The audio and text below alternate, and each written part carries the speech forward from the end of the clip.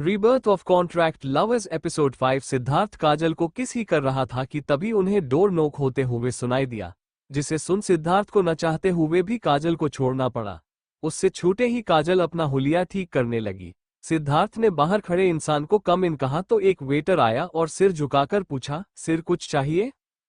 सिद्धार्थ बोला, नहीं। सिद्धार्थ का नहीं सुन वेटर सिर झुकाते हुए ही बोला, may I clean the table? Siddharth बोला, यस प्लीज। ये सुन वेटर ने टेबल क्लीन किया और वहां से चला गया। उसके जाने के थोड़ी देर बाद ही काजल और सिद्धार्थ भी कैफे से चले गए।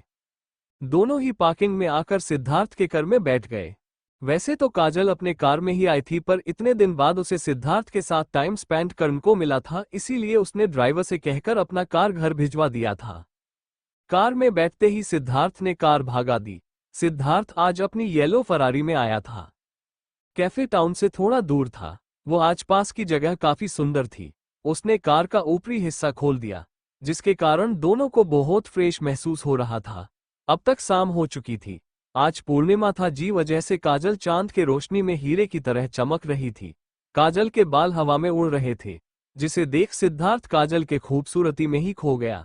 खुद को ऐसे निहारता देख काजल ने सिद्धार्थ के फेस को रास्ते की तरफ किया और बोली, आगे देखो वरना एक्सीडेंट हो जाएगा। उसकी बात सुन सिद्धार्थ उससे फ्लैट करते हुए बोला, तुम अगर इतनी सुंदर लगोगी तो मैं खुद को कैसे रोक पाऊंगा तुम्हें देखने से। सिद्धार्थ की बात सुन काजल शर्मा गई और वो बाहर देखने लगी। काजल को ऐसे शर्मता देख सिद्धार्थ के फेस में भी एक मीठी सी मुस्कान छा गई। कुछ देर ड्राइव करने के बाद सिद्धार्थ ने कार एक खुले मैदान में रोकी। वहां आसपास एक दो ही घर दिख रहे थे। कार को रोकने के बाद सिद्धार्थ बाहर निकला, साथ में काजल भी निकली। वो कार के बोनट में बैठ अपने दोनों हाथों को पीछे टिकाकर आसमान में टिमटिमाते तारे और चांद को देखने लगी। वहीं उसके पास बैठा सिद्धार्थ बस काजल के खूबसूरत चेहरे को ही निहार रहा था। हवा के कारण काजल के बाल थोड़ा बिखर गए थे। सिद्धार्थ ने अपना हाथ आगे बढ़ाकर काजल के बालों को उसके कान के पीछे किया। सिद्धार्थ के इस पास से काजल उसकी ओर देखने लगी। काजल को खुद के तरफ देखता पाकर सिद्धार्थ ने पूछा, वैसे तुम घर में क्या कहने वाली हो? किस बारे में? काजल ने ना समझी में सिद्धार्थ से पूछा। आज के डेट के बारे में, सिद्धार्थ ने कहा। काजल सीरियस फेस के साथ बोली, मैं कहूंगी कि मुझे लड़का पसंद नहीं आया। ये सुन सिद्धार्थ उसे घूरने लगा। उसे ऐसे घूरता देख काजल अपनी बात को कॉम्प्लीट करते हुए बोली, बल्कि मुझे लड़का बहुत पसंद आया। उसी बात सुन सिद्धार्थ ने उसे अपने तरफ खींचा और उसके कमर को मजबूती से पकड़ते हुए अपने होठों को काजल के होठों के बिल्कुल पास ले जाकर बोला, तुम कुछ ज्यादा ही शरारती नहीं हो गई हो? काजल भी बड़े रोमांटिक तरीके से बोली, आप ही का असर है जनाब। ये बोल उसने सिद्धार्थ के गाल को हल्का सा बाइट किया। काजल की इस हरकत से सिद्धार्थ शॉक्ड हो गया, जिस वजह से उसकी पकड़ थोड़ी लूज हो गई। इसका फायदा उठाकर काजल उससे छूट गई और भागने लगी। काजल के खुद के पकड़ से छूटने से सिद्धार्थ अपने होश में आया। वह भी काजल के पीछे पीछे भागते हुए बोला, काजल, आज मैं तुम्हें नहीं छोड़ने वाला। काजल भागते हुए बोली, पहले पकड़ कर दिखाओ। दोनों लगभग 15 मिनट तक हंसते खिलखिलाते भागते रहे। काजल आगे आगे और सिद्धार्थ उसके पीछे। लगभग 1 महीने बाद एक दूसरे का साथ पाकर दोनों ही काफी खुश थे। इस 1 महीने में दोनों ने काफी दुख दर्द खेली थी, पर फाइनली दोनों अब फिर से साथ थे। दौड़कर थकने के बाद दोनों ही ग्राउंड में बैठ गए और चांद को निहारने लगे। तभी काजल ने पूछा, क्या तुम नहीं जानना चाहते कि मैंने तुमसे ब्रेकअप क्यों किया था? सिद्धार्थ बिना उसकी तरफ देख बिना भावा के बोला, नहीं। काजल ने पूछा, क्यों? सिद्धार्थ अब काजल को देखते हुए बोला, मेरे लिए यह जरूरी नहीं है। मेरे लिए बस यह मायने रखता है कि तुम अब मेरे पास ही। सिद्धार्थ की बात सुन काजल के आंखों में आंसू छलक आए। उसने बड़े चालाकी से सिद्धार्थ के से छुपकर आंसू पोंछ लिए। वह अब एक तक सिद्धार्थ को निहारते हुए सोचने लगी, जो अभी भी चांद को निहार रहा था, भले ही मुझे इनसे पहले प्यार हुआ था, पर यह मुझसे भी खुद से भी ज्यादा प्यार करते हैं। शायद मैंने कभी बहुत अच्छा काम किया होगा जो भगवान ने इन्हें भेजा मेरी जिंदगी में। मैं कभी भी इन्हें का साथ नहीं छोड़ूंगी। उसने मन में ही खुद से वादा किया और सिद्धार्थ के करीब जाकर बैठी गई और उसके कंधे पर सिर रखकर चांद को निहारने लगी। दोनों कुछ देर ऐसे की बैठे रहे। तभी काजल के पेट से आवाज आने लगी, जिसे सुन सिद्धार्थ ने काजल को देखा। काजल ने भी पप्पी फेस बना ली, जैसे कह रही ही, मुझे भूख लगी है।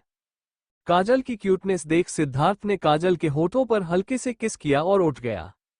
पर काजल नहीं उठी, वो हाथ बढ़ाकर आस भरी नजरों से सिद्धार्थ को देख रही थी। सिद्धार्थ ने भी उसकी मन की बात जान ली थी। उसने झुककर काजल को उठाया और ले जाकर कार में बिठा दिया। उसके बाद सिद्धार्थ ने कार को काजल के घर की ओर बढ़ा दी। रास्ते में ही दोनों ने एक रेस्टोरेंट में खाना खाया। खाना खाने के बाद सिद्धार्थ ने काजल को उसके घर छोड़ा और अपने घर की तरफ कार मोड़ दी। थोड़ी ही देर में वह घर पहुंच गया। घर पहुंचकर उसने देखा उसकी मां हल में उसका वेट कर रही थी। काफी देर हो चुका था, इसलिए उसे लगा था सभी लोग सो गए होंगे, पर मां को जागे देख वह लंबे लंबे कदमों से उन्हें पास आया और उन्हें हग कर लिया। मिसेज कपूर जो सिद्धार्थ को आते देख कुछ कहना चाहती थी, सिद्धार्थ के अचानक उन्हें गले लगाने से उनकी बात देसे गले में ही अटक गई। सिद्धार्थ ने काजल को उसके घर छोड़ा और अपने घर की तरफ कार मोड़ दी। थोड़ी ही देर में वह घर पहुंच गया। घर पहुंचकर उसने देखा उसकी मां हल में उसका वेट कर रही थी। काफी देर हो चुका था, इसलिए उसे लगा था सभी लोग सो गए होंगे, पर मां को जागे देख वह लंबे लंबे कदमों से उन्हें पास आया और उन्हें हग कर लिया। मिसेज कपूर जो सिद्धार्थ को आते देख कुछ कहना चाहती थी, सिद्धार्थ के अचानक उन्हें गले लगाने से उनकी बात देसे गले में ही अटक गई। उन्हें लगा सिद्धार्थ को कुछ हो गया है, इसलिए वो थोड़ा परेशान होते हुए बोली, क्या हुए बेटा, सब ठीक तो है? सिद्धार्थ उनसे अलग हो गया और बोला, सब ठीक है, आप अभी तक सोई क्यों नहीं? सिद्धार्थ का सवाल सुन मिसेज कपूर बोली, तुम्हारा इंतजार कर रही थी। वैसे तुम्हारा डेट कैसा गया?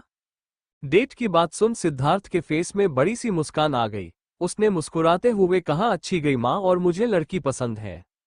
दरअसल उसने घर में बस ये बताया था कि वो किसे प्यार करता है, किससे यह नहीं बताया था। इस कारण उन्हें नहीं पता था कि काजल ही सिद्धार्थ की गर्लफ्रेंड है। अभी भी उसने उस बारे में बताना जरूरी नहीं समझा। उसकी बात से मिसेज कपूर बहुत खुश हुई। उन्होंने उसे गले से लगा लिया और बोली, मुझे पता था तुझे काजल पसंद आएगी, वो बच्ची है ही इतनी प्यारी कि कोई भी उसे मना कर ही नहीं सकता। सिद्धार्थ ने भी बस हाँ में सिर हिला दिया। मॉम, अब बहुत देर हो चुकी है, आपको सो जाना चाहिए, सिद्धार्थ बोला। उसकी बात सुन मिसेज कपूर बोली, पहले तो खाना खा ले, उसके बाद मैं भी सोने चली जाऊंगी। सिद्धार्थ बोला, मैंने खाना खा लिया है, अब आप सोने जाओ, मैं भी फर्श होकर सो जाऊंगा। उसकी बात सुन मिसेज कपूर अपने रूम चली गई। उनके जाते ही सिद्धार्थ भी अपने रूम चला गया। अगली सुबह आज कुकिंग स्किल शो का फिनाले था। इस शो का लोगों के बीच इतना क्रेज था कि सभी को आज के दिन का काफी इंतजार था। मिसी भी आज सुबह जल्दी उठी और नहा धोकर पास के एक मंदिर में गई। वहां भगवान को अपने सपने को पूरा करने के लिए धन्यवाद बोल और मंदिर में पूजा करने आए लोगों को प्रसाद देकर वो अपने फ्लैट चली गई।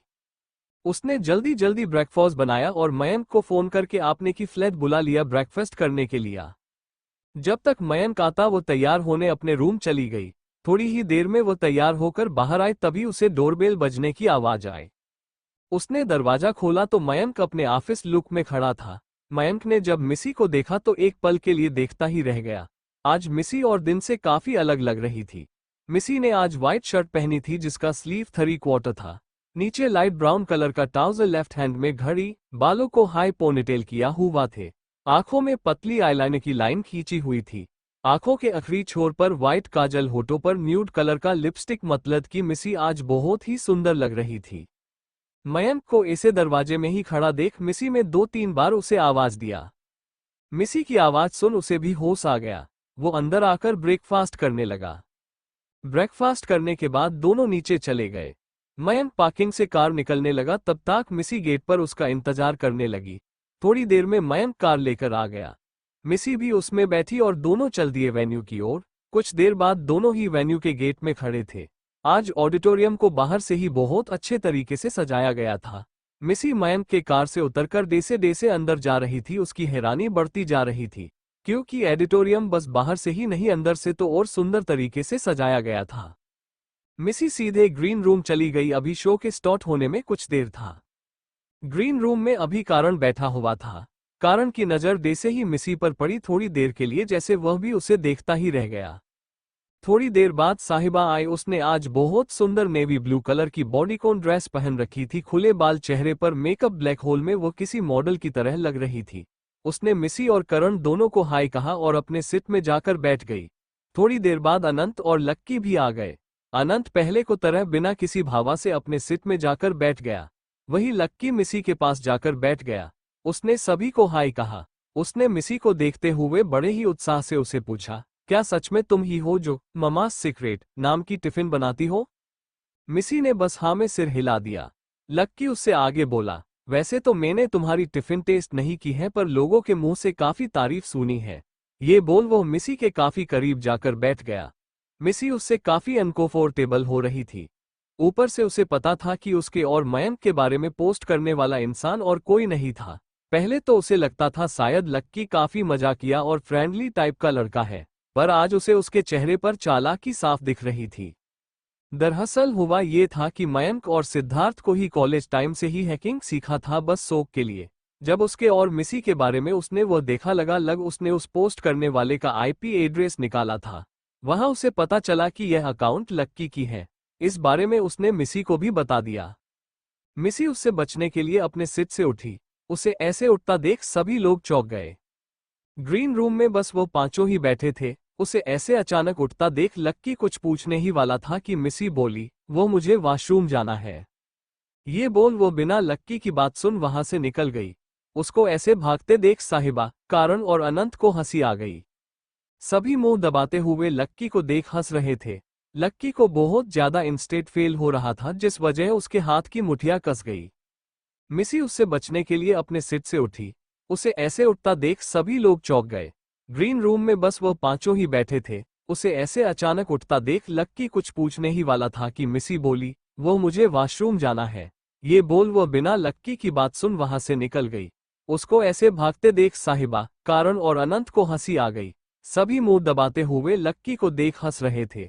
लक्की को बहुत ज्यादा इंस्टेंट फेल हो रहा था, जिस वजह उसके हाथ की मुठिया कस गई। मिसी ग्रीन रूम से बाहर निकली ही थी कि उसकी मुलाकात एक स्टाफ से हुई जो उन्हें स्टेज में जाने के लिए बुलाने आया था। उस स्टाफ ने मिसी को स्टेज में जाने को कहा और ग्रीन रूम की तरफ बढ़ गया। मिसी भी स्टेज की ओर चली गई। उसके पीछे पीछे बाकी चारों भी आ गए। पांचों स्टेज के नीचे खास करके उनके लिए बनाई गई सीट में जाकर बैठ गए। उनके बैठते ही ओपनिंग सेरेमनी स्टार्ट हुई, जहां सभी जजेस ने अपना इंट्रो दिया और उनके लाइफ जर्नी के बारे में बताया। उसे बाद आज शो में 3 गेस्ट आए थे, उन्होंने भी अपना इंट्रो दिया।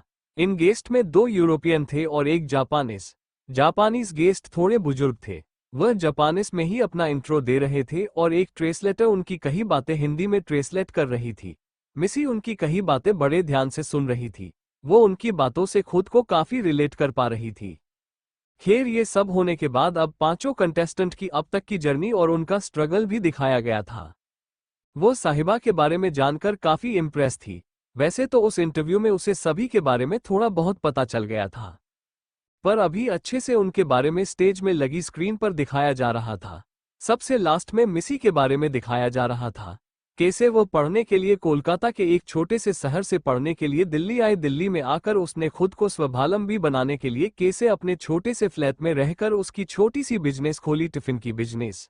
कैसे वो इस शो में पहुंची, शो में उसकी जर्नी, यह सभी चीजें दिखाया जा रहा था। ये सब देख उसके आंखों से आंसू आ गए। इन सब के बाद पांचों कंटेस्टेंट स्टेज में गए और अपने अपने प्लेटफॉर्म में जाकर खड़े हो गए। सभी ने अपना इंट्रो दिया और आज के टास्क का इंतजार करने लगे। तभी एक जज उठे और बताने लगे, जैसे कि हम सभी को पता है कि आज इस शो का फाइनल है। आप सभी ने ये तक आने के लिए बहुत स्ट्रगल किया है, पर हमें आप पांचों में से किसी 3 को ही first, second and third select करना पड़ेगा। और इस काम में हमारा साथ जनता दे चुकी है। अब आज के गेस्ट भी आपकी परफॉर्मेंस देखकर आप में से किन्हीं 3 को चुनने के लिए हमारी मदद करेंगे। All the best. ये बोल वो जज बैठ गए। उनके बैठे ही दूसरे जज उठे और बोलने लगे, आज का जो टास्क है वो हमारे गेस्ट ने दिया है। आज आप सभी को 5 डिशेस बनाने होंगे, उनमें से 1 स्टार्टर, 3 मेन कोर्स और 1 डेजर्ट होना चाहिए। इसके लिए आप लोग बस 10 इंग्रेडिएंट ही ले सकते हैं। आप लोगों को टाइम दिया जाएगा 1.5 आवर। All the best. ये बोल वो जज भी बैठ गए। उनकी बात सुन सभी कंटेस्टेंट की हवाएं उड़ गई, क्योंकि 5 डिश बनाने थे, उसके लिए बस 10 इंग्रेडिएंट्स ही सिलेक्ट करने होंगे। सभी यही सोच रहे थे कि यह कैसे होगा। तभी उन्हें एक अनाउंसमेंट सुनाई देती है, आप लोगों का टाइम स्लॉट कोटा है अब। ये सुनते ही सभी लोग एक बकेट लेकर इस रूम में भागे जहां सारे इंग्रेडिएंट रखे थे। सभी जल्दी जल्दी चीजें सिलेक्ट कर रहे थे। वही मिसी शांति से चीजें बकेट पर डाल रही थी। पहले तो उसने बनाना उठाया, उसके बाद बनाना का फूल, कुछ मसालों के साथ नमक, हल्दी, तेल, ये सब कॉमन चीजों को एक ही आइटम समझा जाने वाला था। चावल, सरसों, लहसुन, प्याज, एप्पल, ड्राई फ्रूट्स और लास्ट में कुछ धनिया के पत्ते उठाकर अपने बकेट में डाली। ये सब करने में मिसी को कम से कम 7 मिनट लगे। तब तक सभी लोग स्टेज में जा चुके थे और अपना काम पर बिजी हो गए। मिसी भी अब अपने प्लेटफॉर्म में जाकर अपना काम करने लगी। पहले उसने चावल को धोया। चावल को पानी से निकलने के बाद उसे एक चन्नी पर रख दिया। तब तक कुकर गर्म हो चुका था। उसमें उसने थोड़ा सा तेल डाला, साथ में लाए कुछ मसाले डाले और उसे फ्राई करने लगी। लगभग 5 मिनट फ्राई करने के बाद उसने उसे चावल पर थोड़ा सा पानी ऐड किया और कुकर का ढक्कन बिना लगाए उसे ऊपर से रख दिया। तब तक दूसरी तरफ रखे पॉट पर पानी गर्म हो चुका था। उसने उसे निकाला और केले के फूल को एक एक करके तोड़ते हुए छोटे छोटे पीस में काटने लगी। लगभग 5 मिनट ही लगे उसे ये सब करने में। इसने बाद उसने कटे हुए पीसेस को बॉयल पानी में डालकर उसका ढक्कन लगा दिया। तब तक वह केले के छिलके निकलकर उसे छोटे छोटे पीसेस में काटने लगी। उसके हाथ इतने स्मूथ और स्पीड से चल रहे थे कि देखकर ही अच्छा लग जाए। लगभग 1 घंटा 25 मिनट बाद मिसी ने सारे डिशेस बना ली थी। अब उसे बस खाने को प्लेट्स में सुंदर तरीके से सजाना था।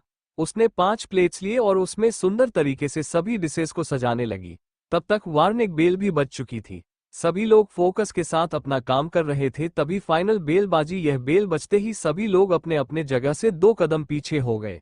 मिसी ने सारे प्लेट्स सजा लिए थे। बेल सोते ही वो 2 कदम पीछे हो गई। आज उसके फेस पर बिल्कुल भी डर नहीं था, बल्कि वो आज काफी कॉन्फिडेंस लग रही थी। लगभग 1 घंटा 25 मिनट बाद मिसी ने सारे डिशेस बना ली थी। अब उसे बस खाने को प्लेट्स में सुंदर तरीके से सजाना था। उसने 5 प्लेट्स लिए और उसमें सुंदर तरीके से सभी डिशेस को सजाने लगी। तब तक वार्निंग बेल भी बज चुकी थी। सभी लोग फोकस के साथ अपना काम कर रहे थे। तभी फाइनल बेल बाजी। यह बेल बजते ही सभी लोग अपने अपने जगह से 2 कदम पीछे हो गए। मिसी ने सारे प्लेट्स सजा लिए थे। बेल सोते ही वो 2 कदम पीछे हो गई। आज उसके फेस पर बिल्कुल भी डर नहीं था, बल्कि वो आज काफी कॉन्फिडेंस लग रही थी। एक एक करके डिशेज एक टेबल के आगे रखा गया, जहां जजेस के साथ आज के गेस्ट भी बैठे थे। फर्स्ट डिश साहिबा की थी। उसकी डिशेज में वेस्टर्न लुक आ रहा था। सभी ने पहले तो उसके डिशेज को प्रेजेंट करने का तरीके की तारीफ की, फिर सभी ने उसे चखा। सभी ने उसकी डिशेज खास करके डेजर्ट को बहुत तारीफ की। उसके बाद अनंत की डिशेज जजेस के सामने रखी गई। ऐसे ही एक एक करके सभी की डिशेज जजीज के साथ गेस्ट्स ने भी चखा। सबसे आखिरी में मिसी की डिशेज पारोसी गई। सबसे पहले स्टार्टर का ढक्कन खुला, उसके बाद एक एक कर मेन कोर्स के साथ डेजर्ट के ऊपर से भी ढक्कन हटाया गया। जैसे जैसे डिशेज के ढक्कन हट रहे थे, जजीज और गेस्ट के साथ साथ वहां खड़े सभी के मुंह से बस वाव निकल रहा था, क्योंकि डिशेज को इतनी सुंदर तरीके से प्रेजेंट किया गया था कि सभी लोग उसकी तारीफ किए बिना नहीं रह पा रहे थे। तभी एक जज बोले, मिस मिशिका, आपने हर बढ़ते कदम के साथ खुद के इम्प्रूवमेंट को साबित किया है। I must say you deserves to stand here. उनकी बात सुन मिसी ने कहा, थैंक यू सर, ये सब आप सभी के बदौलत ही पॉसिबल हो पाया है। आप लोगों के एडवाइस ने मुझे मेरी इम्प्रूवमेंट में काफी मदद को है। उसकी बात सुन दूसरे जज ने कहा, हमारा तो कम ही है आप लोगों को एडवाइस देना, आप लोगों की गलतियां बताना। यह आपके ऊपर है कि आप इन बातों को कैसे लेते हो।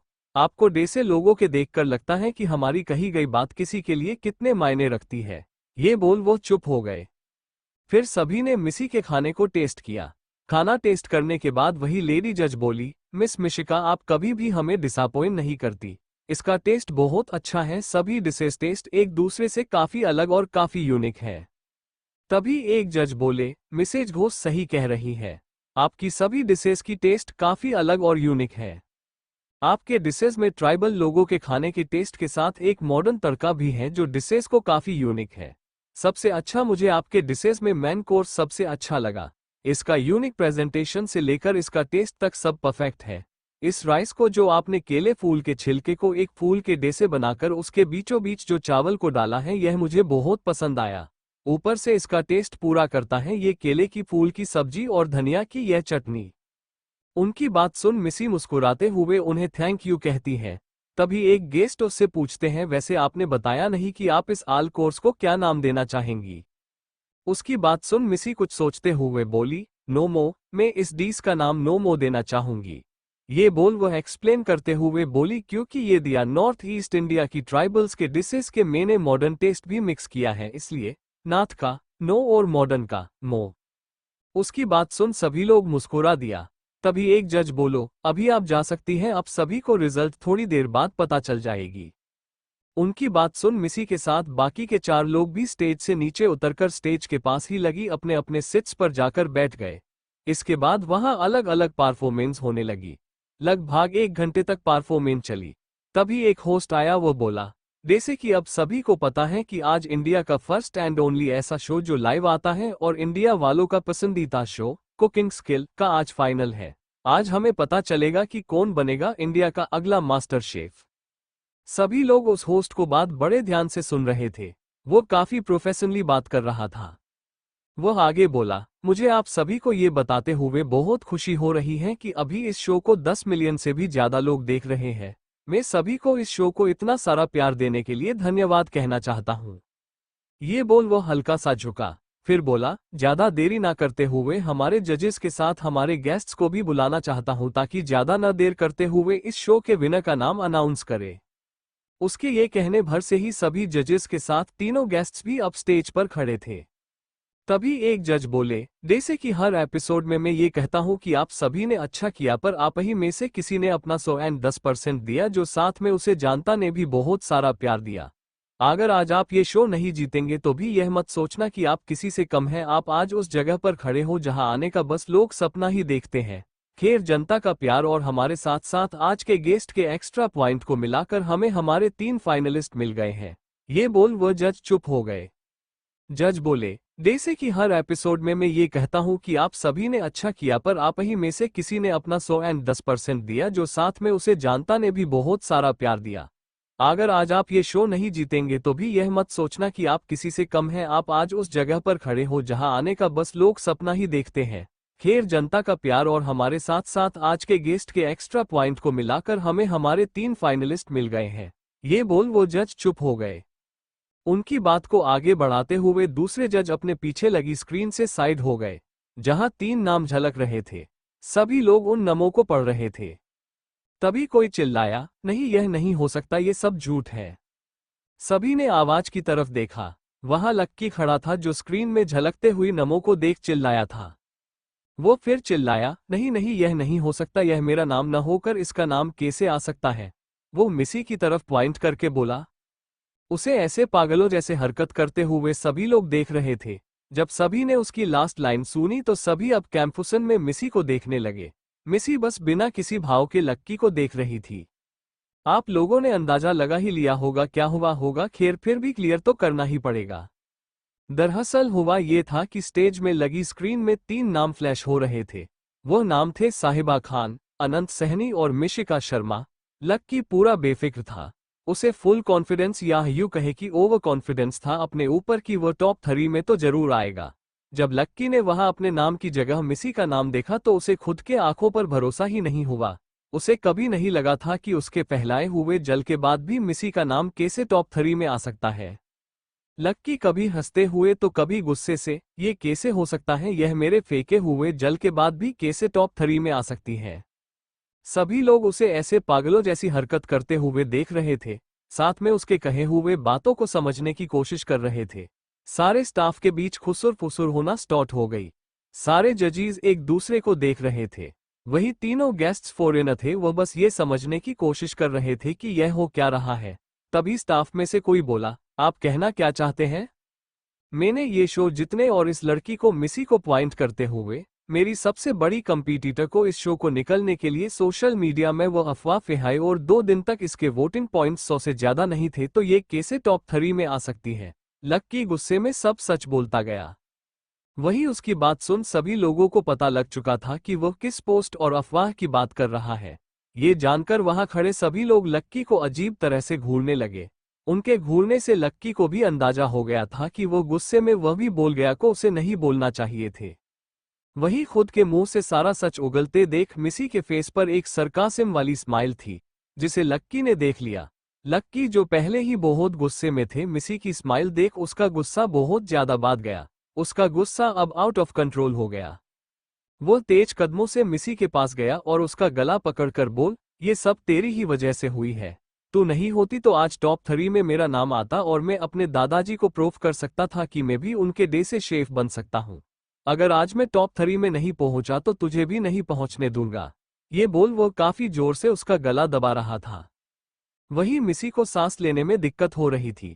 वहां खड़े सभी लोग शॉक्ड होकर ये सब देख रहे थे। किसी को भी होश नहीं रहा मिसी को लक्की के हाथों से छुड़ाने की। वही मिसी की हालत अब काफी खराब हो रही थी। तभी लक्की के फेस पर किसी का जोरदार घुसा पड़ा, जिस वजह से उसका हाथ मिसी के गर्दन से छूट गया और वह दूसरी तरफ लुढ़क गया। मिसी लगभग बेहोश होने वाली थी, वह खुद को संभाल नहीं पा रही थी। वो गिरने ही वाली थी कि तभी किसी ने अपने मजबूत हाथों से उसे थाम लिया। वही दूसरे रूम में मैनेजमेंट टीम के साथ बैठा मयंक, जो लाइव चलता शो देख रहा था, जैसे ही उसने देखा कि लक्की ने मिसी पर अटैक किया है तो भागते हुए स्टार की तरफ जाने लगा। वो जब तक पहुंचता उससे पहले ही किसी ने मिसी को लक्की से बचा लिया, साथ में मिसी को भी थम लिया। ये देख मयंक ने गहरी सांस छोड़ा और स्टेज के बाहर ही खड़ा रहा। उसे खुशी थी कि मिसी बच गई, पर उसे इस बात का बुरा भी लग रहा था कि मिसी को वो प्रोटेक्ट नहीं कर पाया। किसी दूसरे इंसान के बाहों में पड़ी हुई मिसी को देख वह यही सोच रहा था कि तभी उसे किसी की चिल्लाने की आवाज आए, सिक्योरिटी सिक्योरिटी। वह आवाज सुन बाहर खड़े कुछ गार्ड्स अंदर आए। लक्की की तरफ इशारा करके वह आवाज फिर से गुर्राया, ले जाओ इसे और कर दो पुलिस के हवाले। ये सुन सारे गार्ड्स ने लक्की को पकड़ लिया और उसे घसीटते हुए बाहर की तरफ ले जाने लगे। लक्की अभी भी चिल्ला रहा था। वही सभी लोग बस हक्के बक्के होकर वो चल रही सारी सिचुएशन को स्टैच्यू की तरह खड़े होकर देख रहे थे, क्योंकि अभी अभी जो कुछ भी यह हो रहा था सब बहुत शॉकिंग था। उससे भी ज्यादा शॉकिंग था उनके सामने खड़ा इंसान जो मिसी की इतनी फिक्र कर रहा था। वही मिसी अब बेहोश हो गई थी और वो उस इंसान के बाहों में झूल गई थी। वो इंसान अपने रौबदार आवाज में गुर्राया, साइड। उसकी आवाज सुन उसके सामने खड़े सभी लोग साइड हो गए। वो इंसान मिसी को अपनी बाहों में लिए ग्रीन रूम की तरफ जाने लगा। वह बिना भाव के तेज कदमों से उस ओर चला गया। मयंक बस पलटकर खुद को क्रॉस करके जाते उस इंसान की पीठ को और उसके बाहों में झूलती हुई मिसी के हाथ और पर को ही उदासी से देख रहा था। वही मिसी अब बेहोश हो गई थी और वो उस इंसान के बाहों में झूल गई थी। वो इंसान अपने रौबदार आवाज में गुर्राया, साइड। उसकी आवाज सुन उसके सामने खड़े सभी लोग साइड हो गए। वो इंसान मिसी को अपनी बाहों में लिए ग्रीन रूम की तरफ जाने लगा। वह बिना भाव के तेज कदमों से उस ओर चला गया। मयंक बस पलटकर खुद को क्रॉस करके जाते उस इंसान की पीठ को और उसके बाहों में झूलती हुई मिसी को ही उदासी से देख रहा था। उस इंसान ने मिसी को ग्रीन रूम में ले जाकर सोफे पर लिटा दिया और वही रखी बोतल से पानी निकलकर मिसी के फेस में हल्के हल्के से पानी मारता है। पानी पड़ने से मिसी की आंखें धीरे धीरे खुलने लगी। तब तक ग्रीन रूम में कुछ स्टाफ आ गए थे। मयंक भी रूम के दरवाजे से ही मिसी को देख रहा था। मिसी ने जैसे ही अपनी आंखें खोली उसके सामने खड़े इंसान को देख वह धीरे आवाज में सोफे से उठते हुए बोली, अनंत जी, आप, मैं ये कैसे? वो इधर उधर देखते हुए बोली। उसे उठता देख अनंत बोला, आप लेट जाइए, आप बेहोश हो गई थी तो मैं यहाँ लाया था। उसे इतने प्यार से मिसी से बात करता देख वहां खड़े स्टाफस उसे ही घूर रहे थे। आखिर घूरते भी क्यों ना, इस इंसान को उन्होंने 2 महीने से देखा था। वह न कभी किसी से बात करता था, किसी के पूछने पा बस एक सब में जवाब देता। वो बस बातें करता भी तो बस साहिबा से, वह भी खुद नहीं करता था। साहिबा ही ज्यादातर उससे बातें किया करती थी। आज उसे मिसी को लक्की से बचाते और मिसी के लिए उसका केयरिंग नेचर देख सभी हैरान थे। मिसी उसकी बात सुन इधर उधर देख बोलती है, नहीं अब मैं ठीक हूं। अनंत बस हाँ में सिर हिला देता है। मिसी अभी भी इधर उधर देख रही थी जैसे वह किसी को ढूंढ रही हो। तभी उसकी आंखें दरवाजे के पास खड़े इंसान को देखा, वह थम जाते हैं। उस इंसान को देख उसके आंखों से आंसू बहने वाले थे, पर वो जैसे तैसे उन्हें रोक रहती है। वो किसी अनजान के सामने रोना नहीं चाहती थी, जिस कारण उसके आंखें बिल्कुल लाल हो चुके थे। अनंत जो अभी भी मिसी को देख रहा था, उसकी आंखें उसी ओर जाते हैं जहां मिसी देख रही थी। उस इंसान को देख जैसे वो मिसी को दिल की बात समझ गया हो, इसलिए वो इशारे से स्टाफ्स को बाहर जाने का इशारा करता है। उसका इशारा पास सभी स्टाफ्स रूम से निकल जाते हैं, दरवाजे के पास खड़े इंसान को ग्रिड करते हुए। उनके जाने के बाद अनंत कुछ देर मिसी को देखता है और वह भी दरवाजे पर खड़े इंसान को ग्रिड करते हुए रूम से बाहर निकल जाता है। उनके जाते ही मयंक को कब से हाथ में एक जूस का बोतल पकड़े दरवाजे के पास खड़ा था, वह अब मिसी के पास जाने लगा। वह मिसी के पास पहुंचता उससे पहले ही मिसी उठकर एक झटके में मयंक को गले लगा लेती है। मयंक भी बिना कुछ बोले उसे गले से लगा लेता है और उसके बालों को सहलाने लगता है। मयंक से गले लगते हैं मिसी के जो आंसू उसने रोक रखे थे वह बहने लगे। मयंक बिना कुछ बोले उसके सर को सहलाता रहा। कुछ देर बाद मिसी संत हुई। मयंक मिसी को वेन्यू के आगे बने गार्डन में ले गया। उसे वहां की एक बेंच में उसे बैठाकर मयंक भी उसके पास ही बैठ गया। उसने हाथ में पकड़ा जूस मिसी को दे दी। उसने भी बिना कुछ बोले उसे पी लिया। मिसी ने अपना सिर मयंक के कंधे पर रख दिया और बोली, पता है उसने जब मेरा गला पकड़ा था तब मैं बहुत डर गई थी। मिसी की बात सुन मयंक गिल्टी फील करते हुए बोला, I am really sorry for not being there for you. उसकी बात सुन मिसी उसके कंधे से सर उठा उसके तरफ देख बोली, तुम क्यों सॉरी बोल रहे हो, देखो मैं ठीक हूं, मुझे कुछ नहीं हुआ। वैसे भी इन सब में तुम्हारी कोई गलती नहीं है, तो मैं तुम्हारे मुंह से सॉरी सुनना नहीं चाहती। मयंक एकटक उसे देखे उसकी बात को सुन रहा था। उसकी आंखें जब मिसी के गले में बने उंगलियों के निशान पर गई उसके दिल में बहुत दर्द हो रहा था। उसके आंखें लाल हो चुके थे। मयंक को एक तक उसे घूरता देख मिसी को मयंक से थोड़ा शर्म आने लगी। उसके कान लाल होने लगे, पर जब उसने ध्यान दिया कि मयंक कहाँ देख रहा है तो उसने मयंक को संत करने के लिए बोली, मयंक तुम क्या देख रहे हो, मुझे दर्द नहीं हो रहा, मैं बिल्कुल ठीक हूँ। उसकी बात पर मयंक ने बस हाँ में सिर हिला दी, पर रह रहकर उसकी आंखें मिसी के गले में जा रहे थे। जब जब भी वह उन निशान को देखता तो उसका खून खोल उठता, साथ में गिल्टी भी फील होता। मिसी ने बार बार मयंक को अपने गले को देखता पा अंदाजा लगा लिया था, शायद उसके गले पर निशान बन गए होंगे। इसीलिए उसने शर्ट का सबसे ऊपर का बटन लगा दिया। ऐसा करने से उसे काफी अनकंफर्टेबल फील हो रहा था, पर फिर भी उसने बटन लगा दिया। मयंक ये सब देख रहा था, उसने कुछ नहीं बोला, मिसी को पकड़कर स्टेज की ओर चला गया। मिसी अब काफी थिक लग रही थी। स्टेज के पास पहुंचते ही सभी लोग उसकी हालचाल पूछने लगे। मिसी भी सभी को जवाब दे रही थी, हालांकि उसे गले में अभी भी दर्द हो रहा था, फिर भी उसने किसी के सामने ये जाहिर होने नहीं दिया। तभी मयंक के पास आते हुए डायरेक्टर का असिस्टेंट उससे कुछ पूछता है। मयंक बस हाँ में सिर हिला देता है और सारे स्टाफ से घिरी मिसी को पकड़कर स्टेज के नीचे बनी टॉप 3 के कुर्सी में साहिबा और अनंत के पास बैठा देता है और वहां से जाने लगता है कि कोई उसका हाथ पकड़ लिया है। मयंक और मिसी के स्टेज के पास पहुंचते ही सभी लोग मिसी हालचाल पूछने लगे। मिसी भी सभी को जवाब दे रही थी, हालांकि उसे गले में अभी भी दर्द हो रहा था, फिर भी उसने किसी के सामने ये जाहिर होने नहीं दिया। तभी मयंक के पास आते हुए डायरेक्टर का असिस्टेंट उससे कुछ पूछता है। मयंक बस हाँ में सिर हिला देता है और सारे स्टाफ से घिरी मिसी को पकड़कर स्टेज के नीचे बनी टॉप 3 के कुर्सी में साहिबा और अनंत के पास बैठा देता है और वहां से जाने लगता है कि कोई उसका हाथ पकड़ लेता है। वो मुड़कर देखता है तो पता है मिसी उसका हाथ पकड़े बैठ उम्मीद से उसे देख रही।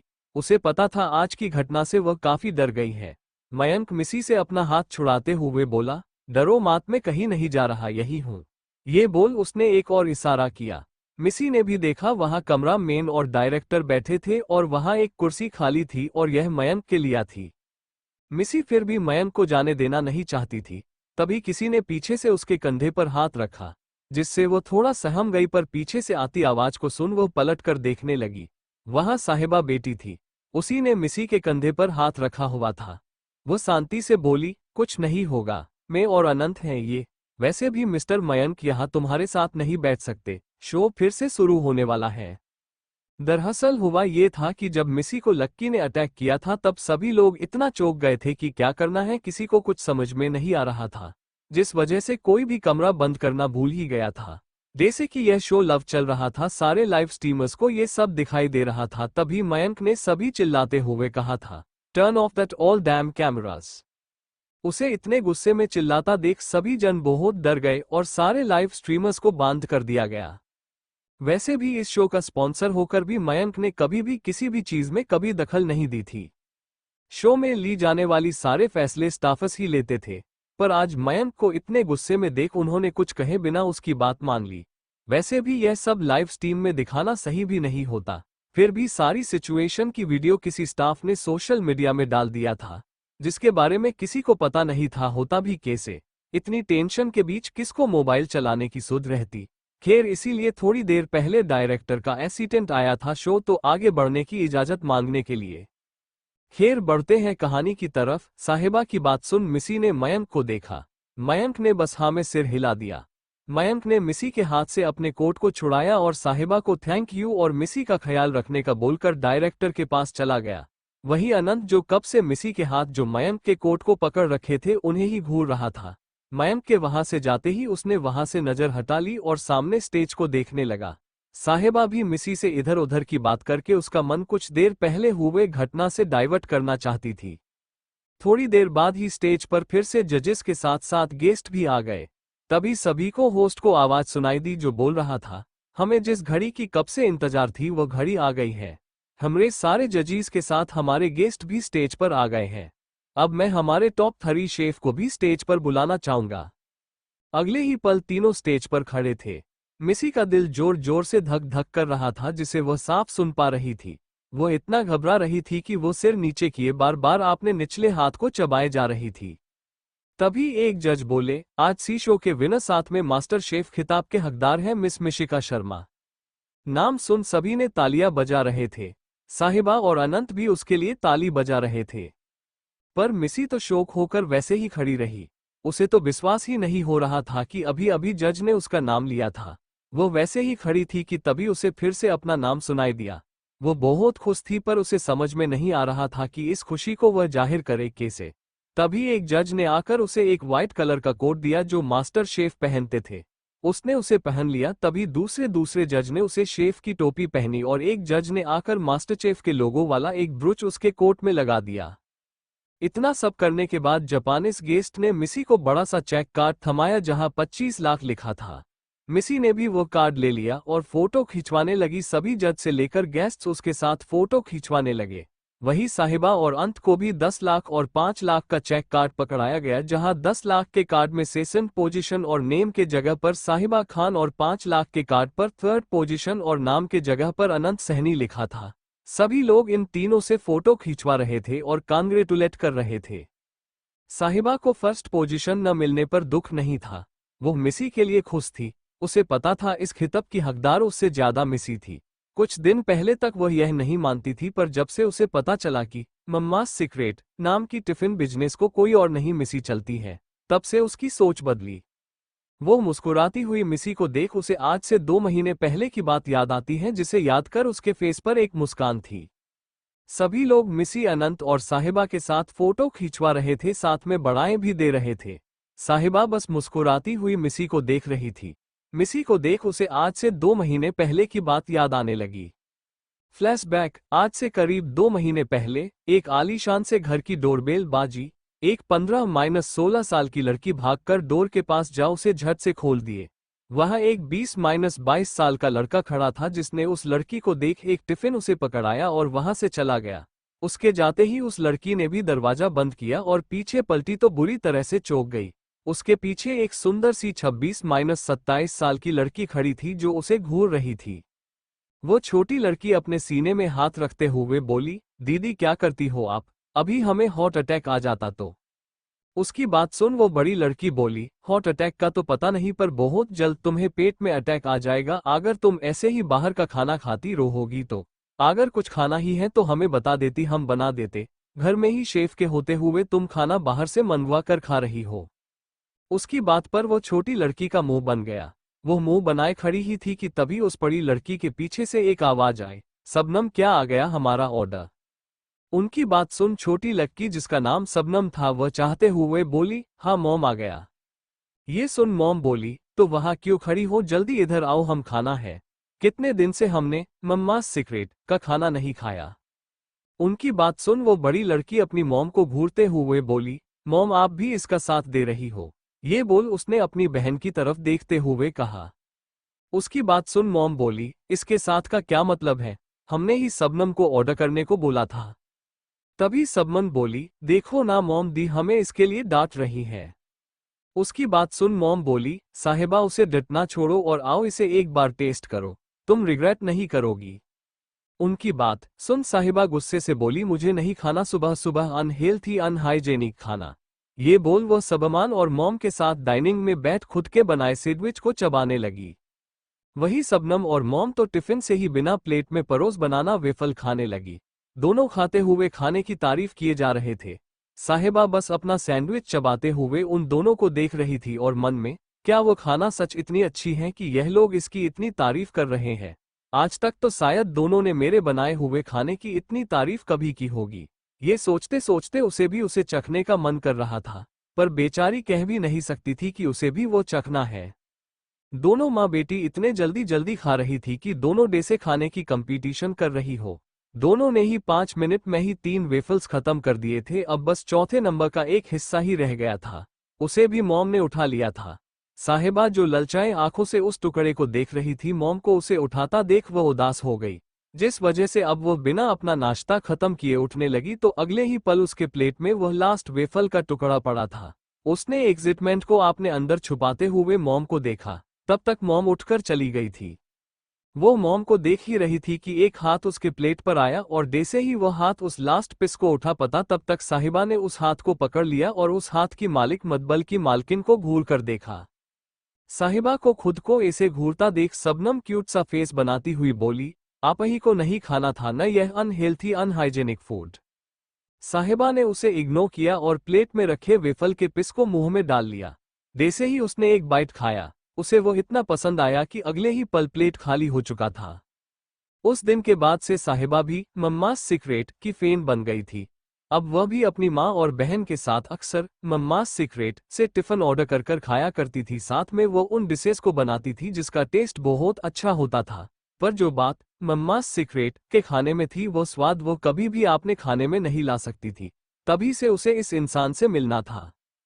फ्लैशबैक एंड साहिबा सोच से बाहर निकली और मिसी को देखते हुए मन में, needs to meet you miss hidden chef. थोड़ी देर बाद सभी लोग अपने अपने घर चले गए। रात को डायरेक्टर ने एक पार्टी रखी थी। मिसी और मयंक भी घर चले गए। मिसी के खुशी का कोई ठिकाना नहीं था। मिसी को खुश देख मयंक के दिल को भी सुकून मिल रहा था। मिसी को एक के बाद एक कॉल्स आ रहे थे जो उसे बधाई दे रहे थे। रूम पहुंचते ही मिसी ने मां को कॉल किया। उन्होंने कितनी ही बार उसे कॉल लगाया था। मां ने जैसे ही कॉल उठाया तो इधर से मिसी बोली, मां। इतना सुनना था। मां ने अपने सवालों का पिटारा खोलकर रख दिया। मीसू तू कहाँ है? तू ठीक तो है ना? तुझे कहीं लगी तो नहीं ना बेटा?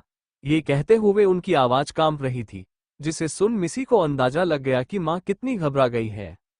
मिसी उन्हें संत करवाते हुए बोली, माँ मैं ठीक हूँ माँ, मुझे कहीं नहीं लगी। वैसे भी आपने थोड़ी देर पहले ही देखा था मुझे। क्या आपको मैं कहीं से ना ठीक लग रही हूँ?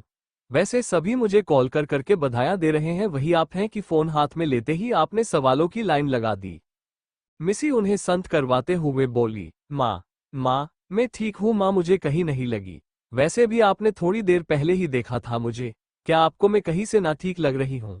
वैसे सभी मुझे कॉल कर करके बधाइयां दे रहे हैं, वही आप हैं कि फोन हाथ में लेते ही आपने सवालों की लाइन लगा दी। माँ हूँ, तेरी फिक्र तो होगी ना। और बात रही कॉम्पिटिशन जीतने की, तो मुझे पूरा भरोसा था तुम ही जीतेगी। मुझे तुम पर बहुत नाज है बेटा, माँ बोली। और पापा? मिसी थोड़ा उदास होते हुए बोली।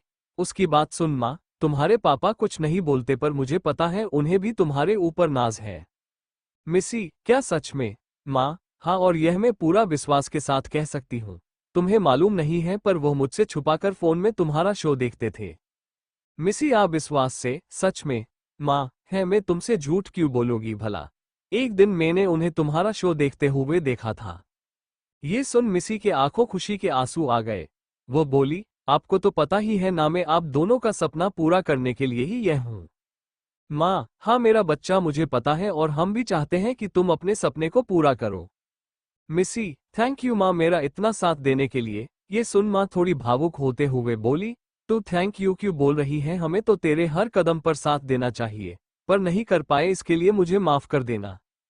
वहीं बाहर खड़े अखिलेश जी माँ बेटी बातें सुन रहे थे। उस हादसे को देख कमलेश जी भी काफी डर गए थे। उन्होंने तो सोशल मीडिया में पोस्ट की गई सारी घटना की वीडियो देखा था, जहां उन्होंने मिसी हो बेहोश होते हुए देखा था। वो उसे कॉल लगाना चाहते थे पर 2 साल पहले की नाराजगी थी या कोई और कारण था जो उन्हें मिसी को फोन करने से रोक रहा था। वो बेचैन से हल में चक्कर लगा ही रहे थे कि उन्हें माधवी जी की कॉल का रिंग सुनाई दिया, जिसे सुन वो कमरे के बाहर खड़े रह गए और फोन में चल रही बातों को सुन रहे थे। उनकी बातें सुन अखिलेश की के दिल में बहुत दर्द हो रहा था। उनके आंखों से भी आंसू झलक आए। साथ में वो खुश थे कि मिसी ठीक है और वह अपने सपने को पूरा कर रही है। कुछ देर बात करने के बाद दोनों माँ बेटी ने अपना ध्यान रखने को बोल फोन रख दिया। माँ से बात करने के बाद मिसी ने घड़ी पर टाइम देखा, 6:15 बजने को थे। वो फटाफट बाथरूम में चली गई। 15 मिनट बाद फ्रेश एंड अप होकर बाहर आई और चाय बनाने लगी। चाय बन जाने के बाद उसने मयंक को चाय पीने के लिए बुला लिया। थोड़ी देर बाद ही दोनों सोफे पर बैठे चाय पी रहे थे। मयंक बोला, वैसे तुम पार्टी में क्या पहनोई? उसकी बात सुन मिसी उदास होते हुए बोली, पता नहीं, मेरे पास तो पार्टी में पहनने लायक कोई ड्रेस ही नहीं है और ना कि मुझे इसका कोई अंदाजा है कि क्या पहनूं। वैसे भी आज से पहले मैं कभी भी ऐसी कोई पार्टी में नहीं गई हूं। उसे उदास देख मयंक को बिल्कुल भी अच्छा नहीं लगा। उसने कहा, कोई नहीं, मेरे पास एक आइडिया है, बस तुम 6:30 बजे तक तैयार रहना। ये बोल कप टेबल में रख वहां से निकल गया। मिसी बस पीछे से पूछते रह गई, इतनी जल्दी क्यों? पार्टी तो 8 बजे से है ना? 6:30 में मिसी तैयार बैठी थी, तभी उसे मयंक का कॉल आया जो उसे नीचे पार्किंग में बुला रहा था। मिसी भी चली गई। लगभग 15 मिनट बाद मयंक ने कार एक शॉपिंग मॉल के सामने रोका। उसे कार को रोकते ही मिसी उतार गई। उसका मुंह फूला हुआ था। वो पूरे रास्ते मुंह फुलाए आई थी। उसने मयंक से काफी बार पूछा था वह कहाँ जा रहे हैं, पर उसने नहीं बताया, जिस वजह से उसे काफी गुस्सा आया और अब वो मुंह फ्यूल खड़ी थी। उसने अभी तक सिर उठाकर नहीं देखा था, आखिर वह है कहाँ। जब उसने सामने देखा तो सामने एक बिल्डिंग था जहां बड़े बड़े अक्षर से सिटी सेंटर मॉल लिखा हुआ था। वो अभी भी सामने देख ही रही थी कि मयंक ने उसका हाथ पकड़ा और अंदर ले जाने लगा। थोड़ी देर बाद दोनों एक वुमेन शोरूम के आगे में खड़े थे। मयंक अंदर गया और एक एक करके सुंदर सुंदर ड्रेस लेकर मिसी को थमा रहा था। अब जाकर मिसी को पता चला यहाँ आने का कारण। मिसी बिना कुछ बोले उसके हाथ में रखे ड्रेसेस देखने लगी। वहां कम से कम 10 ड्रेसेज थी। मयंक ने मिसी को सेलेक्ट की गई सारे ड्रेसेज मिसी को ट्राई करने को कहा और खुद जाकर सामने लगे सोफे पर बैठ गया। मिसी एक एक करके ड्रेसेज ट्राई करती और मयंक को दिखाती। मयंक को एक ड्रेस भी पसंद नहीं आ रही थी। उसने पूरे 9 ड्रेसेज ट्राई कर ली थी, अब तो उसे चीड़ मैच रही थी। उसने चिढ़ते हुए आखिरी ड्रेस भी ट्राई की और ट्रायल रूम से बाहर आकर खड़ी हो गई। मयंक जो अपने फोन पर बीजे था, उसे जब लगा कि कोई उसके सामने खड़ा है तो उसने सिर उठाकर ऊपर देखा तो देखता ही रह गया। मिसी ने एक डार्क पर्पल कलर की काफ लेंथ वाली फ्रॉक पहन रखा था जो ऑफ शोल्डर था, पर उसमें पतले से स्ट्रैप थे जहां व्हाइट राइमस्टोन लगे थे। बास्ट एरिया से होते हुए पीठ तक एक बड़ा सा बो था जो लाइट पर्पल कलर का था, वो ऑफ शोल्डर स्लीव का काम कर रहा था। आप लोगों को बता दूं, ये ड्रेस मैंने खुद इलिस्ट्रेट की थी। इस ड्रेस में मिसी बाला की खूबसूरत लग रही थी। मयंक अपलक उसे ही देखे जा रहा था। मिसी की आवाज से वो होश में आया। मयंक ने जैसे तैसे खुद को संभाल और बस हाँ में सिर हिला दिया। ये देख मिसी ने राहत की सांस ली। वो ड्रेसेज ट्राई करके थक गई थी। मयंक मन में, ये लड़की सभी ड्रेसेस में खूबसूरत लगती है। दरअसल ऐसा नहीं था कि मिसी पहले के 9 ड्रेसेज में अच्छी नहीं लग रही थी। वो सभी ड्रेसेस में खूबसूरत लग रही थी, पर मयंक उन सभी ड्रेसेस को ना कर रहा था क्योंकि कुछ ड्रेस इसी थी कि उनमें मिसी बहुत हॉट लग रही थी तो कुछ ड्रेसेज काफी रिवेलिंग थी। ऐसा मयंक को लगता है, बस पीठ थोड़ा डीप था। मयंक को ही पता है उसने कैसे खुद को संभाले रखा था। खैर ड्रेस के बाद मिस पास में बने शूट सेक्शन में चली गई। मयंक भी उसके पीछे चला गया। ड्रेस के बाद मिस पास में बने शूट सेक्शन में चली गई। मयंक भी उसके पीछे चला गया। वहां से एक जोड़ी सिल्वर कलर के थोड़े से ऊंचे सैंडल्स खरीदा और उन्हें पहन लिया। मयंक बस उसे ही देख रहा था। वो सोफे से उठी और पेमेंट करने के लिए काउंटर की तरफ जाने लगी, तभी उसे काउंटर के पास के ही एक बड़े से कांच के शोकेस में काफी सारे हैंडबैग्स रखे थे। उसमें से उसे एक सिल्वर कलर पाउच पसंद आ गया। उसे लेकर उसने सारे चीजों की पेमेंट किया और शोरूम से बाहर आ गई। वही मयंक भी उसके पीछे पीछे चला आया। मिसी आगे आगे चल रही थी। वो मयंक की तरफ पलटी और बोली, सब कुछ तो हो गया पर मेरा मेकअप, उसका क्या? उसकी बात सुन मयंक ने एक बात मिसी को ऊपर से नीचे तक देखा और बोला, सब सही तो है, तुम बिना मेकअप की भी अच्छी लग रही हो। मन में, तुम ऐसे ही बिजली गिरा रही हो, अगर मेकअप करोगी तो पता नहीं तुम्हारी बिजली मेरे दिल में ना गिरे और मेरा बेचारा दिल उछलकर बाहर ना आ जाए। उसकी बात सुन मिसी, मयंक, मजाक के मूड में नहीं हूं। बताओ ना अब क्या करे, अगर तुम बोलते तो मैं घर से ही मेकअप करके आ जाती। मयंक बोला कुछ बोले मिसी का हाथ पकड़े उसे एक और ले जाने लगा, पर हमारी मिसी तो बोले ही जा रही थी। थोड़ी देर बाद मिसी एक चेयर में बैठी अपना मेकअप करवा रही थी। थोड़ी देर बाद ही उसका मेकअप भी हो गया। उसने जब खुद को मिरर में देखा तो उस खुद के आंखों पर विश्वास ही नहीं हो रहा था। वो खुद को पहचान ही नहीं पाई थी। वैसे मेकअप आर्टिस्ट ने उसके मेकअप को नेचुरल ही रखा था, ज्यादा मेकअप नहीं किया था, पर वो इस लुक में सच में कमल लग रही थी। जब मिसी मयंक के सामने जाकर खड़ी हुई तो मयंक का तो हालत ही खराब हो गया। उसका दिल उछलकर बाहर आने को तैयार था। उसने मिसी को कुछ नहीं कहा और मिसी से आगे आगे मॉल से बाहर निकल गया। मिसी ने भी उस पर ज्यादा ध्यान नहीं दिया और उसके पीछे पीछे मॉल से बाहर निकल गई। मॉल से निकलते ही मिसी के सामने मयंक का कर खड़ा था।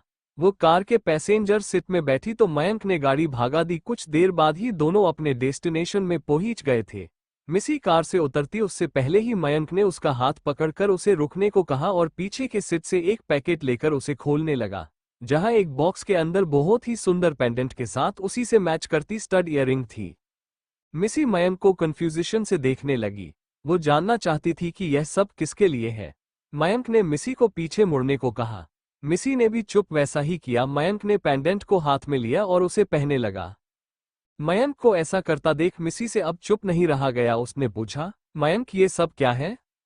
मयंक ने मिसी के गले को देखा, जहां अभी अभी उसकी पहनी गई पेंडेंट लटक रहा था, जो मिसी के गले में सच में बहुत सुंदर लग रहा था। वो उसे देखते हुए बोला, यह मेरी तरफ से तुम्हारे लिए एक छोटा सा गिफ्ट। उसकी बात सुन मिसी बड़ी बड़ी आंखें करते हुए बोली, थैंक्स फॉर द गिफ्ट, पर यह मैं नहीं ले सकती। पर क्यों? मयंक ने पूछा। मिसी, ये पेंडेंट दिखने में ही काफी कीमती लग रही है। मैं इतनी कीमती चीज नहीं ले सकती। दरअसल वो पेंडेंट प्लेटिनम का था।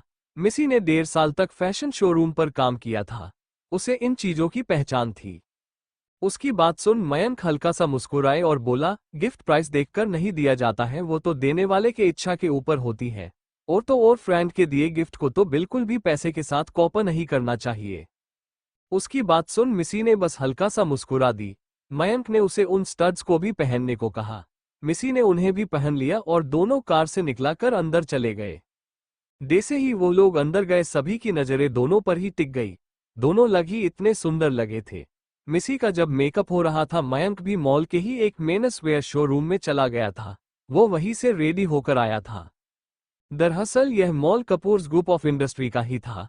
वह चाहता तो मिसी को बिना पैसे के शॉपिंग करा सकता था, पर उसे पता था मिसी कितनी भी लालची क्यों ना हो, वह बहुत खुददार लड़की है। वो बस अपने ऊपर पैसे खर्च करने में लालची है। खैर, मयंक ने ब्लैक में लाइट ग्रे कलर के स्ट्रैप बने overlap coat white shirt colour के शर्ट के साथ पहन रखा था। पेंट में भी वोट के तरह स्ट्रेप्स बने हुए थे। पैरों पर लेदर जैकेट, कलाई में गुची का वॉच, सेट किए हुए बालों में वो बहुत हॉट लग रहा था। काफी सारी लड़कियां उससे अट्रैक्ट हो रही थी। दोनों अंदर आए और पहले डायरेक्टर से मिले।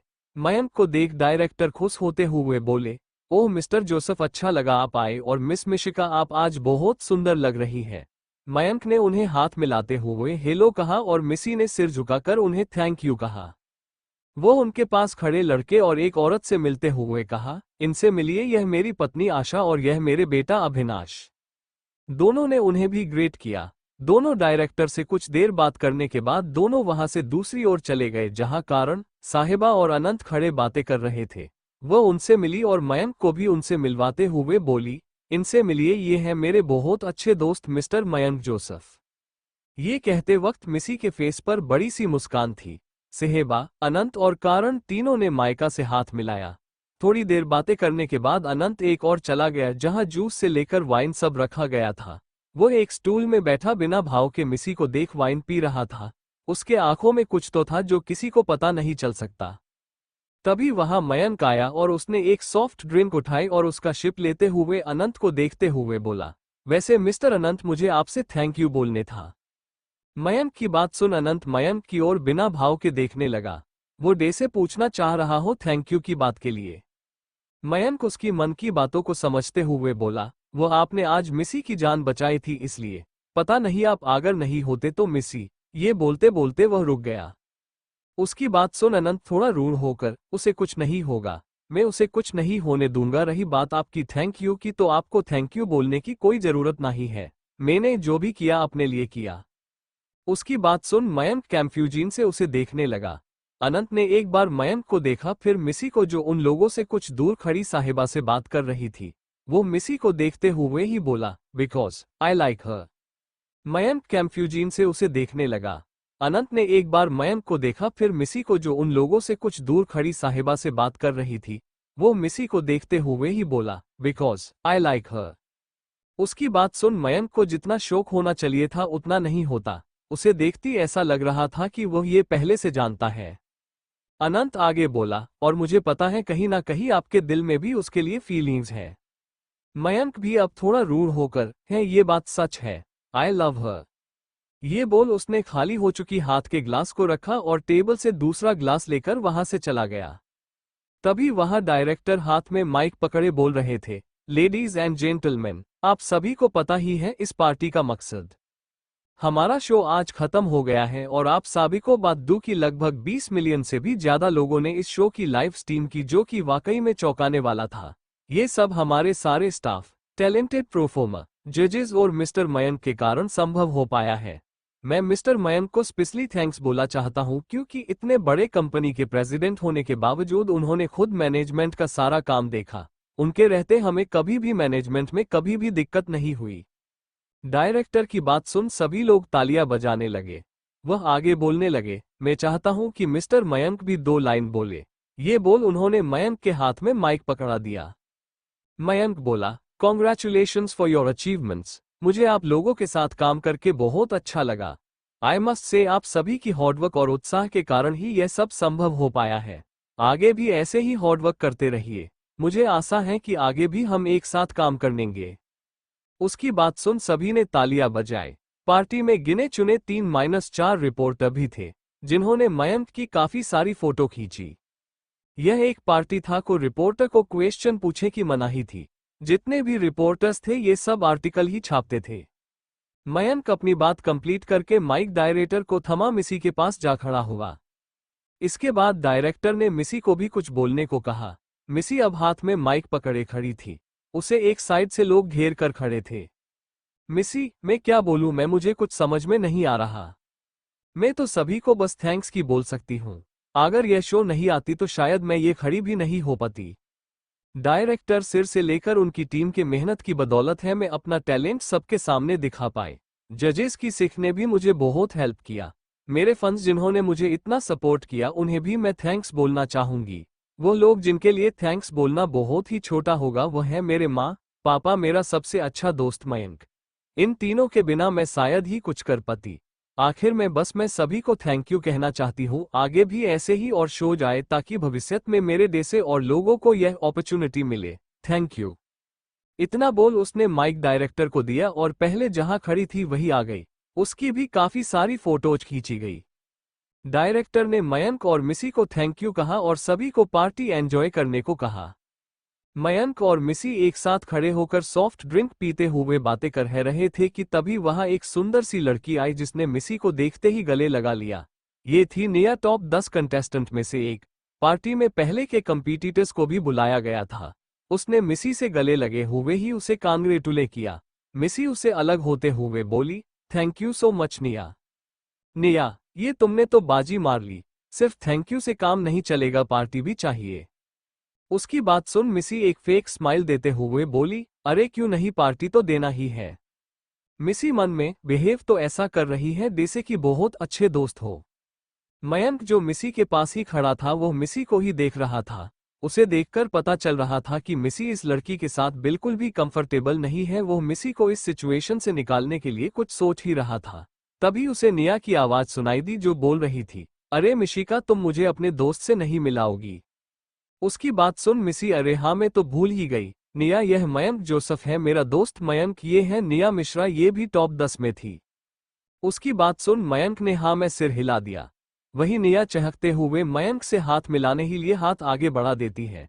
मयंक भी बिना कुछ सोचे उससे हाथ मिलता है।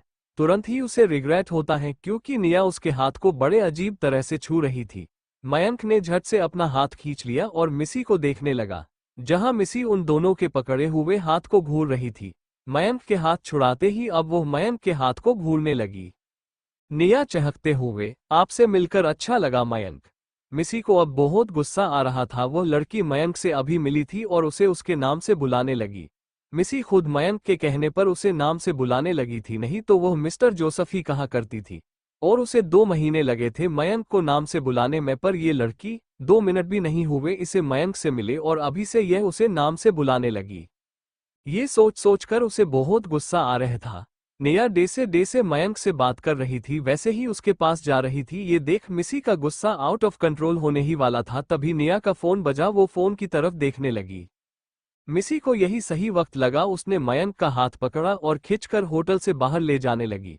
बाहर जाते जाते उसने एक टेबल से कुछ टिश्यू उठाया। पार्किंग में आकर उसने मयंक के हाथ को छोड़ा और टिश्यू से मयंक के हाथ को पोंछने लगी, जिस हाथ से उसने नेहा से हाथ मिलाया था। उसे सोच सोचकर बहुत गुस्सा आ रहा था और वह ये गुस्सा मयंक के हाथ में निकल रही थी। वही मयंक नासमझी से मिसी को देख रहा था। मिसी मयंक का हाथ पकड़ा और खींचकर होटल से बाहर ले जाने लगी। बाहर जाते जाते उसने एक टेबल से कुछ टिश्यू उठाया। पार्किंग में आकर उसने मयंक के हाथ को छोड़ा और टिश्यू से मयंक के हाथ को पोंछने लगी, जिस हाथ से उसने नेहा से हाथ मिलाया था। उसे सोच सोचकर बहुत गुस्सा आ रहा था और वह ये गुस्सा मयंक के हाथ में निकल रही थी। मिसी बड़बड़ा रही थी, उसकी हिम्मत कैसे हुई तुम्हें छूने की? वो मेरे पास आई भी इसीलिए थी ताकि वो तुमसे चिपक सके। मयंक जो नासमझी से मिसी को देख रहा था, उसने जब मिसी की बात सुनी तो उसके फेस में एक बड़ी की मुस्कान आ गई। उसने मन में कहा, इज शी जेलस? ये सोचते ही उसके दिल में एक खुशी की लहर दौड़ पड़ी। वो मुस्कुराते हुए मिसी को अपने हाथ के साथ जो भी करना है करने दे रहा था। मिसी ने लगभग 5 मिनट तक मयंक के हाथ को पोंछा। उसका हाथ पूरा लाल हो गया था। ये देख उसने उसके के हाथ को छोड़ा। वो उसके हाथ को देखते हुए बोली, घर जाकर इसे अच्छे से हैंडवॉश से धो लेना और सैनिटाइज भी कर लेना। मैं नहीं चाहती कि उस लड़की की टच तुम्हारे हाथों पर रहे।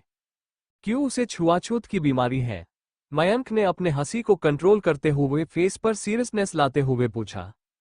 नहीं, मिसी बोली। मयंक, तो मिसी, उसे छुआछूत से भी बड़ी बीमारी है, वो है लड़कों से चिपकने की। और मुझे ऐसी लड़कियां बिल्कुल भी नहीं पसंद। ऊपर से ऐसी कोई लड़की तुम्हें छुआ, यह मुझे बर्दाश्त नहीं। वो क्यों भला? मयंक ने पूछा। मिसी बिना कुछ बोले उसके सवाल से बचने के लिए कार में बैठ गई और मन ही मन खुद को कोसने लगी। मयंक बस मुस्कुराकर मिसी की सारी हरकतें देख रहा था।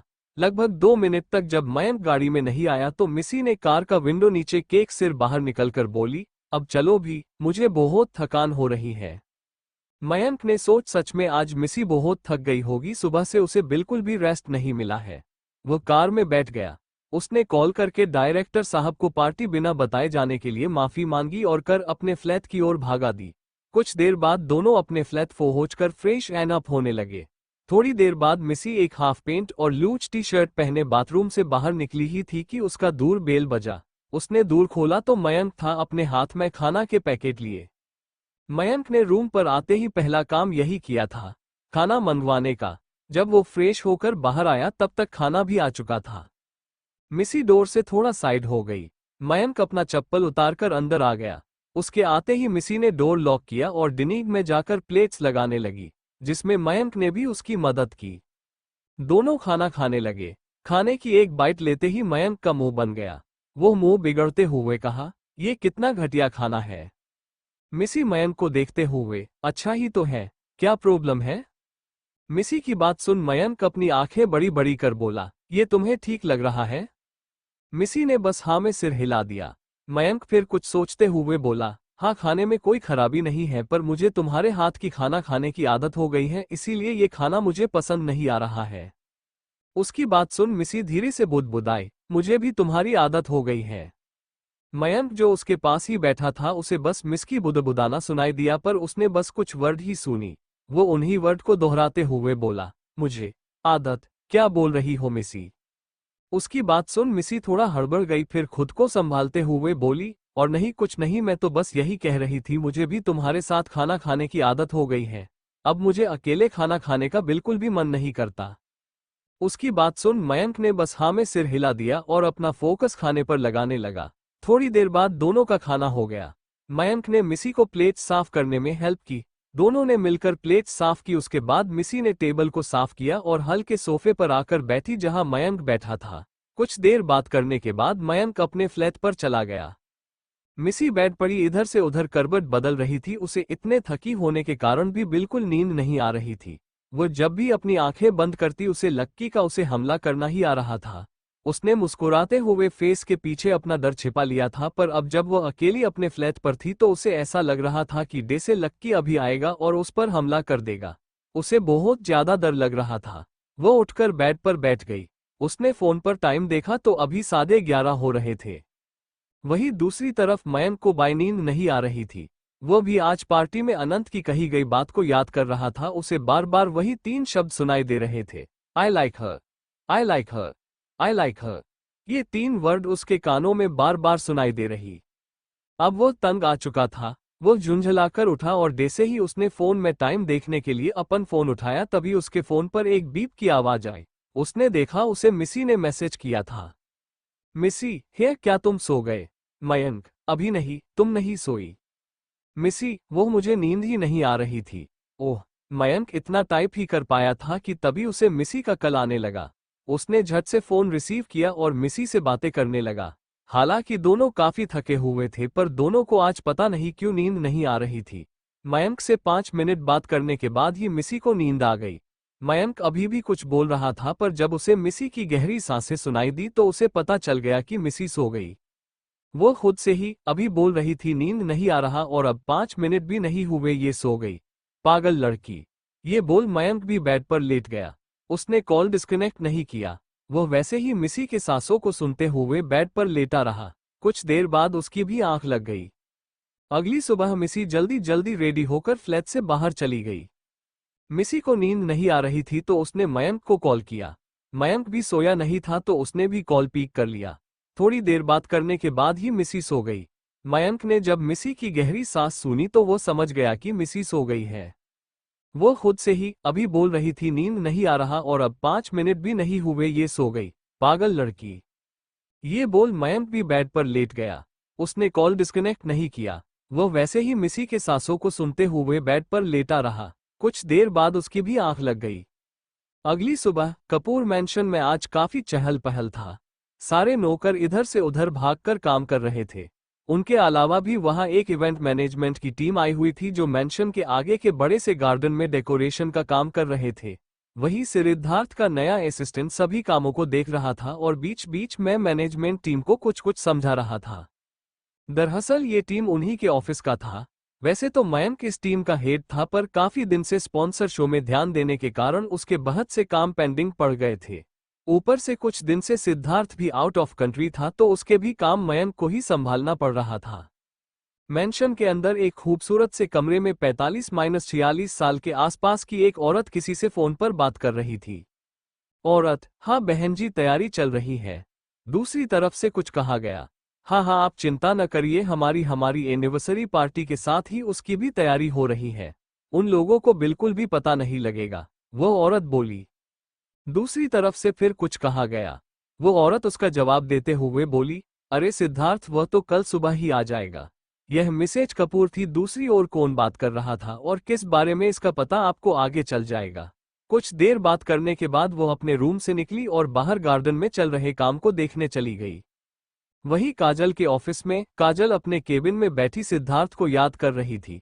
वो आज सिद्धार्थ को बहुत मिस कर रही थी। पिछले 1 सप्ताह से उसने सिद्धार्थ को नहीं देखा था। तभी उसे आपने फोन का रिंग सुनाई दिया। उसने देखा सिद्धार्थ वीडियो कॉल कर रहा था। काजल ने बिना देर किए फोन रिसीव कर लिया।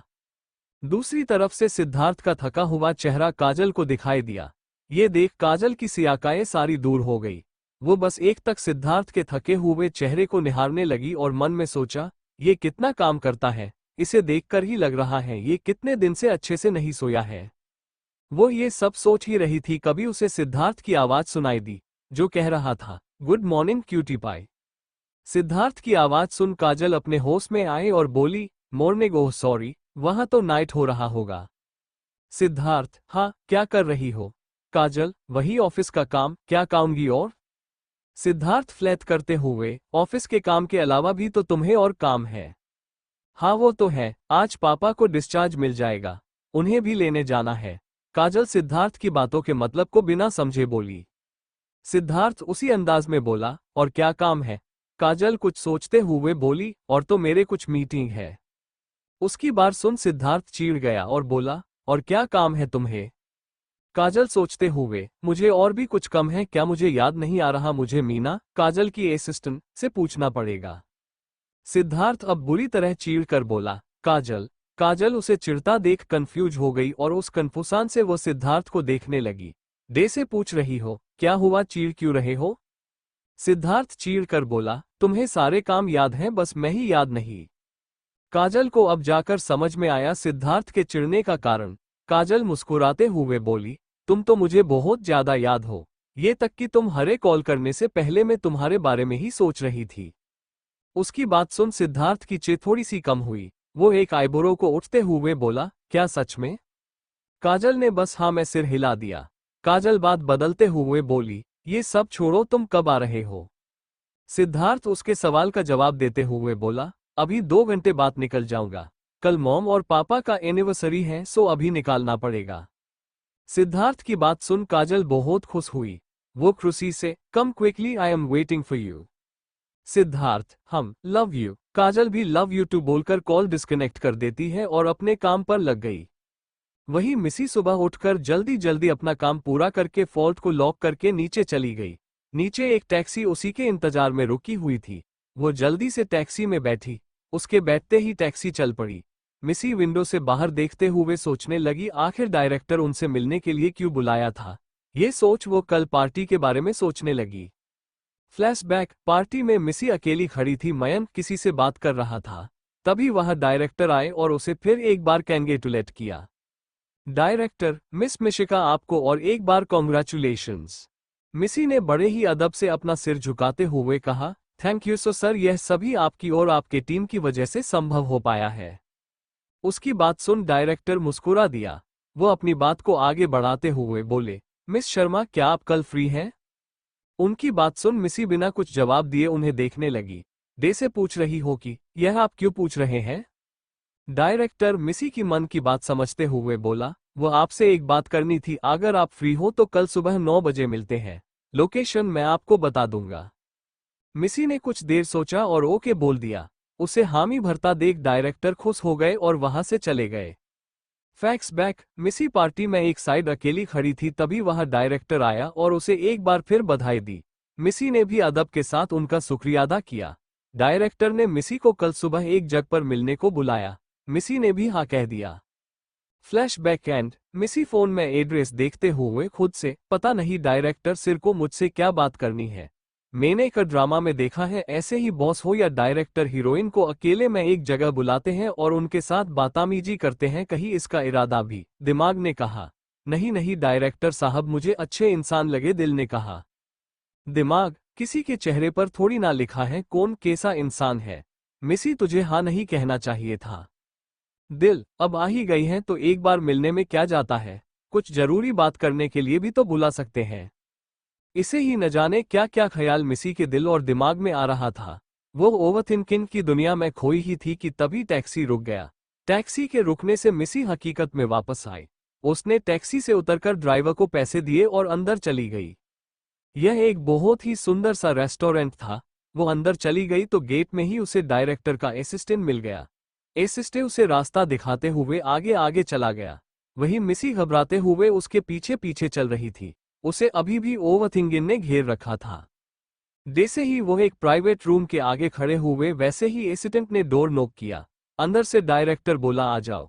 उसकी आवाज सुन मिसी बुरी तरह डर गई। वो घबराते हुए अंदर चली गई। वो जैसे ही रूम के अंदर पहुंची उसकी घबराहट छू मंतर हो गई, क्योंकि अंदर डायरेक्टर के साथ शो के तीनों गेस्ट और उनकी ट्रांसलेटर भी बैठी हुई थी। मिसी ने सभी को ग्रीट किया और एक चेयर खींचकर उसमें बैठ गई। कपूर इंडस्ट्री के चौथे मेल के मयंक के केबिन में मयंक अपने काम पर डूबा हुआ था।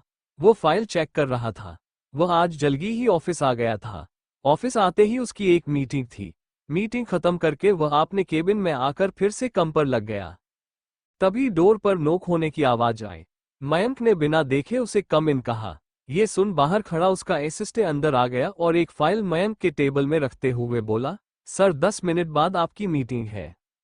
मयंक ने फाइल से नजरें हटाकर अपने घड़ी पर देखा और बोला, ओके, सारी तैयारियां हो गई हैं? असिस्टेंट, जी सर, सब हो गया है। Mayank, good, you may go now, मैं आ जाऊंगा। ये बोल वो फिर से काम में लग गया। असिस्टेंट भी वहां से चला गया। लगभग 2 घंटे बाद मिसी रेस्टोरेंट से बाहर निकली। उसके साथ साथ बाकी सब भी निकल आए। उसने फिर से बड़े अदब से सभी को ग्रीट किया और जाने की परमिशन मांगी।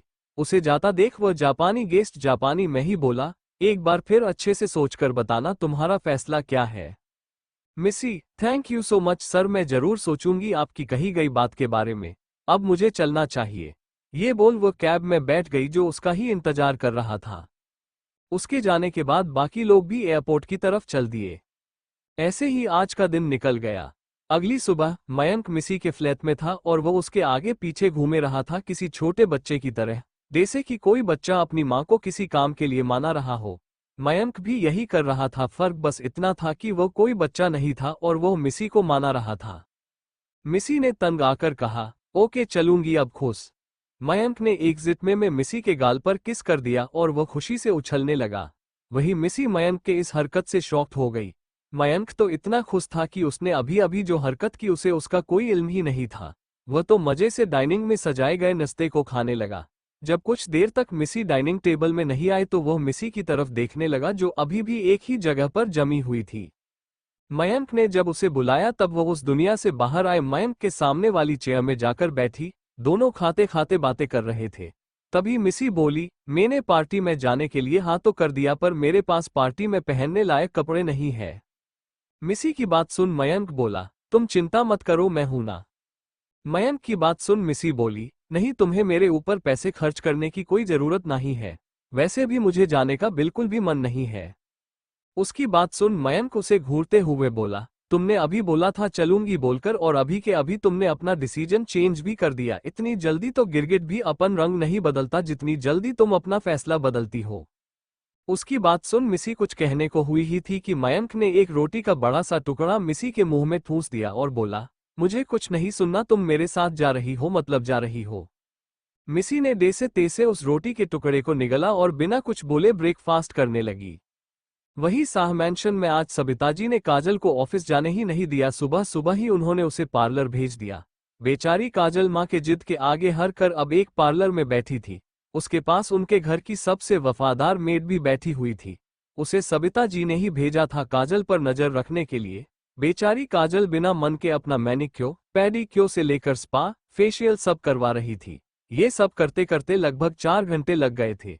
वो बुरी तरह थक गई थी। घर पहुंचकर वो सीधा सो गई। Thank you for listening. मुझे उम्मीद है आपको ये स्टोरी पसंद आई होगी। अगर आपको पसंद आई है तो प्लीज लाइक और कमेंट करना ना भूलें और मोर स्टोरीज के लिए सब्सक्राइब करें। मिलते हैं नेक्स्ट वीडियो में।